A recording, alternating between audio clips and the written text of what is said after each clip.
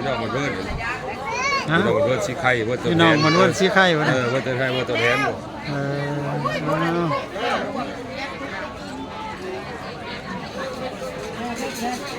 เจ้าสบายดีมาจากทางไหนบ้านนี้บ้านเวิร์นบ่บ้านเวิร์นสีไข่บ่จะสบายดี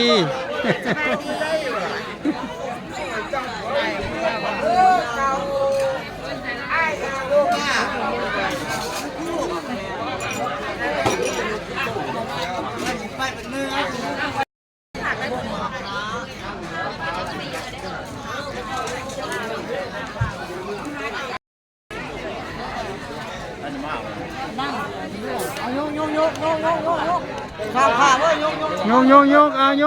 กอยู่ดีมีแห้งอยู่ดีมีแห้งเข้มแข็งคำคูณ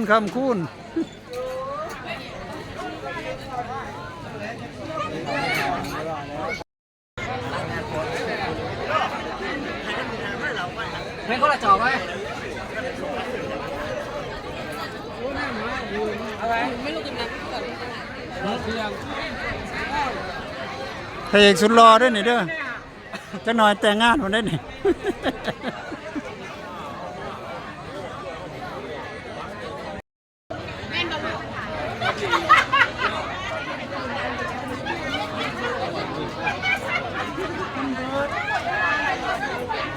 แถวนี้มีแต่ทีมงานแห่เคยด้วยนี่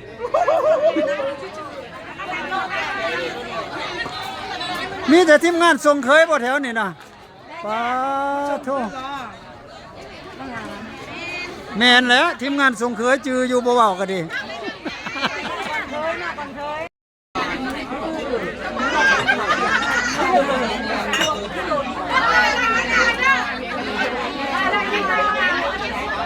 มีบอลนี่เป็นตะแซ่บหรือว่าไงเป็นตะแซ่บเชียร์ที่ตะตู่ยังบ่ทันดังเด้อ